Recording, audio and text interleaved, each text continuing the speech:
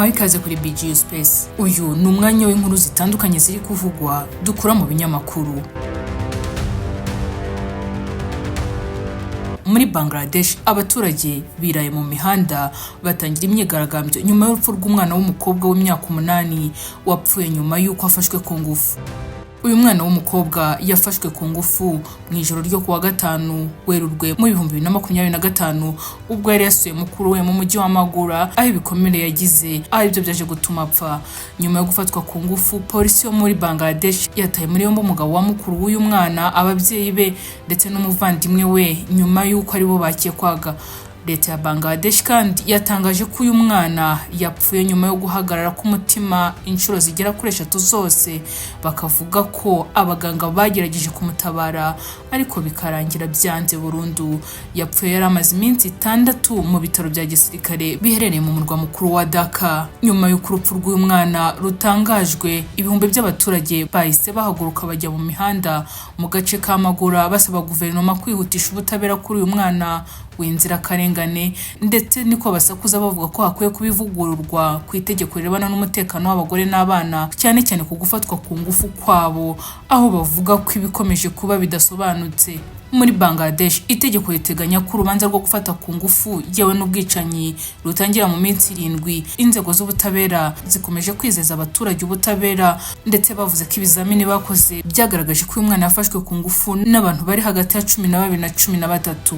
Itegeko ryo muri iki gihugu kandi rivuga ko umuntu uhamijwe n'icyaha cyo gufata ku ngufu umwana ukiri muto akatirwa igihano cy'urupfu. Bangladesh ni kimwe mu gihugu gikunze kugaragaramo ibyaha byo gufata ku ngufu, nk'uko imibare bigaragaza. Mu myaka 8 ishize ivuga ko habayeho ibyaha 3438, muri bo bafatwa ku ngufu ari abari munsi y'imyaka 6 na 933, bakaba ari abari hagati y'imyaka 7 na 12.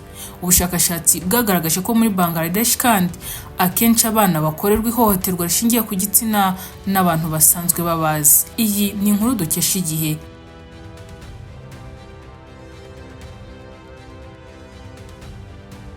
Indi nkuru dukesha ikinyamakuru kandi nuko umuhungu wari umukozi wo mu rugo mu murenge wa Masaka mu karere ka Kicukiro yishe mugenzi we bakoranaga w'umukobwa muteye icyuma, ngo hanyuma inzego z'umutekano zatabara uwo musore agashaka gutema buri wese wari umwegereye, bigatuma umupolisi amurasa.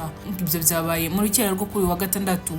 Ngo uwo mukozi w'umuhungu yitwaga Niyoyita Eric, naho umukobwa we akaba yitwaga Bampire Françoise. Ngo ntabwo nanone kandi icyo bapfuye kiramenyekana kugeza ubwo byagejeje bombi ku rupfu, bihereye kuri Niyoyita watangiye ajomba mugenzi w'icyuma. Umuvugizi wa polisi mu mujyi wa Kigali CP Weraris Gahonzire yabwiye ikinyamakuru Igihe ko inzego z'umutekano zarashe Niyoyita ubwo zari zitabaye zajya kumuta muri yombi akazirwanya. Ati yashakaga gutema buri wese umwegereye. Indi nkuru yatangaje benshi nayo turayisanga ku kinyamakuru Igihe, ayivuga ko Minisiteri ishinzwe ubwikorezi muri Korea y'Epfo yatangaje ko batiri yo mu gakoresho kongerwamo umuriro muri telefone kazwi nka power bank yari iri mu mizigo y'umugenzi, bikekwa ko ariyo yaba yarabaye imbarutso yatumye indege y'abagenzi yibasirwa n'inkongi y'umuriro. Yabaye muri Mutarama mu 2025. Indege yafashwe n'inkongi y'umuriro iri ku kibuga cy'indege mpuzamahanga cya Gimahe giherereye muri Afurika y'Epfo, giherereye mu majyepfo ya Korea y'Epfo. Uwa 28 Mutarama mu 2025 abantu 3 barakomereka nubwo batakomeretse cyane. Minisitiri w'ubutaka, ibikorwa remezo n'ubwikorezi bwa Korea y'Epfo Dr. Sangwoo Park Lee yavuze ko ibyavuzwe mu iperereza ry'ibanze byerekana ko umuriro ushobora kuba waratewe no gucomeka mu ndege power bank yari yavunitse. Abashinzwe iperereza bagaragaje ko babonye ibisigazwa by'iyo power bank ahagenewe kubika ibikapu mu ndege, ari naho umuriro watangiriye. Indi nkuru nayo iri kuvugisha benshi ni ya Perezida wa Leta Zunze Ubumwe za Amerika Donald Trump, wavuze ko Ukraine yakoze ikosa rikomeye ryo kwinjira mu ntambara n'igihugu cy'Uburusiya, kandi ibizi neza ko buyirusha ubushobozi haba kuva mu gisirikare, mu bukungu, mu mubare munini w'abaturage n'ibindi.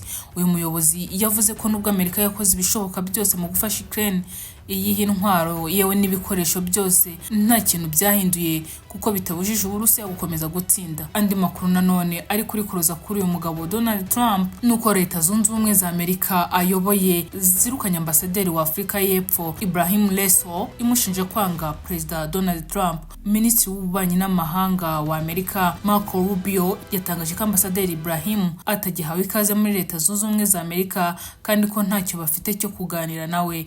Yagize ati Ambasaderi wa Afurika y'Epfo muri Leta Zunze Ubumwe za Amerika ntabwo agihawe ikaze mu gihugu cyacu cyiza. Ibrahim ni umunyapolitiki ufite ivanguramoko wanga Amerika na Perezida Donald Trump. Minisitiri Rubio yagaragaje ko uyu mwambasaderi yazize kuba aherutse kuvuga ko Perezida Donald Trump ayoboye umuryango w'abazungu bashaka kuyobora isi kandi ngo hari n'Abanyafurika y'Epfo bawurimo. Ibiro bya Perezida wa Afurika y'Epfo byatangaje ko byakiranye akababaro iyirukanwa rya ambasaderi wabo Ibrahim, bisaba ko hakoreshwa inzira ya diplomasi mu kuganira kuri iki kibazo. Bati ibiro bya Perezida byakiranye akababaro kwirukanwa kwa ambasaderi wa Afurika y'Epfo muri Leta Zunze Ubumwe za Amerika Ibrahim Rasool. Afurika y'Epfo kandi yongeye gutangaza ko yiteguye gukomeza umubano wayo na Amerika ugamije inyungu za buri ruhande. Ngayo nguko rero ayo niyo makuru akomeje gucicikana ku mbuga nkoranyambaga.